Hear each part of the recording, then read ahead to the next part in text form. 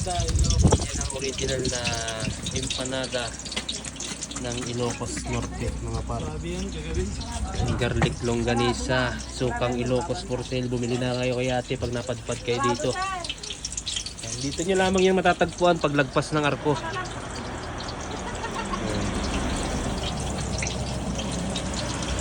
Ate, masarap ba yan, te? Tikman niyo po, sir. Hindi po, tikman. Ilang taon na po kayo nagluluto ng Ay, mag-isang taon pa lang, sir. mag-iisang taon pa lang. Pero parang veterans na yung mga manatan dyan, ah. Ay, okay naman po, sir. Sa awa ng Diyos na natutunan na po.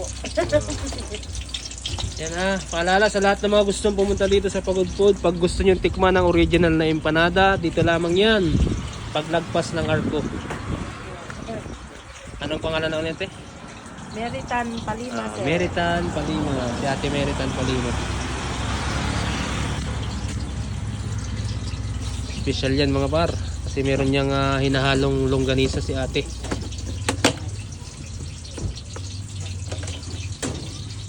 Yun o. Okay, nakakaroon.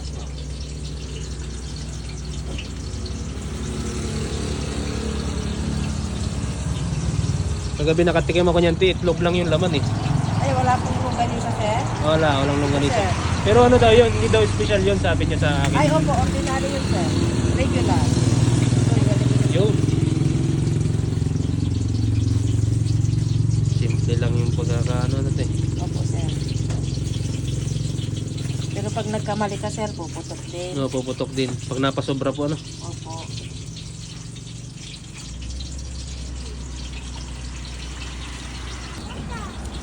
Okay, ito na mga par. Sa mga gustong pumunta ng Pagod Food. Ito yung pinagmamalaki nila, yung anong tawag dito, te? Ilocos empanada, napakalaki. Pagkalagpas ng mga par, ng pakita mo yung arko. Pagkalagpas ng arko, makikita nyo yung Meritan ambulant vendor. Yan, dito. Dito lang yan, sa part na to, puntahan nyo na lang dito para masubukan nyo kung anong lasa ng original na empanada. Sabi ni ate, mas masarap daw pag mainit pa.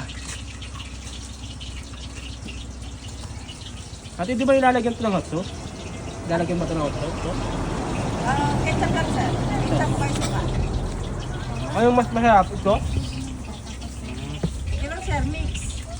Pwede daw mix. Kapagkita ko sa inyo yung laman mga par, ha? Agatin ko muna. Okay. Mainit. Init. Uy naman. Sige tayo.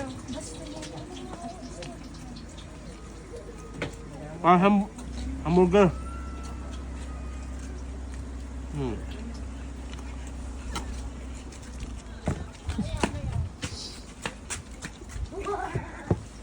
Meron siyang halo na longganisa tapos egg. Tapos hindi ko na alam kung ano yung mga isinahog di ate dito na ano. Bawang, sir. Ang palasa.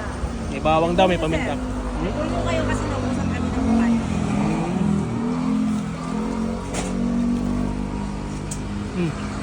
Kasama naman. Overload. Yun lang. Sa mga gustong pumunta dito at gustong subukan ng Ilocos empanada, ayun lang. Pagkalampas lang ng arko. Tapos meron kang mainit-init na kape. Quality. Sarap ha? Pakita mo kung paano ginagawa ni ate. Grabe oh.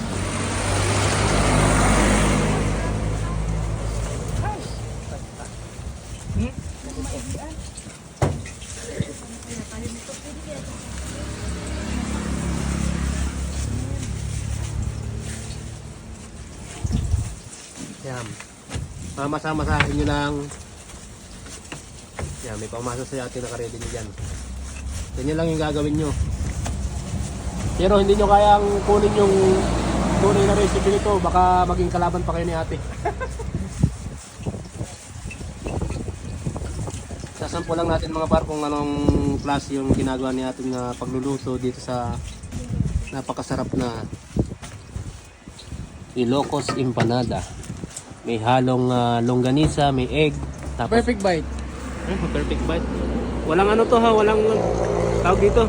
Baka mamaya sabihin nyo, Labs, Hmm. please. Labs. Yan. Walang labs. hmm,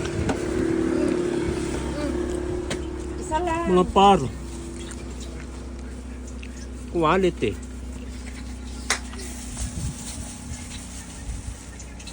Yun o. Kaya pala quality. Pa. Yes. Yan, lalagyan pala siya ng egg. Wow, kaya pala siya masarap. Eh, So hindi natin ibubuing ipakita yan para wala kalaban si ate. ay. Marami. Masarap eh. Solid eh. Thank you po. Thank you po. Kaya pala binabalik-balikan ng pagod food. Kayo nang bahala nga to. Lumasa, baka mamaya pag sinabi ko sa inyo masarap, sobrang sarap, hindi masarap, baka sabihin nyo nagluloko ako. Mas maganda yung kayo na mismo makatikim. Wow. Okay. Oh?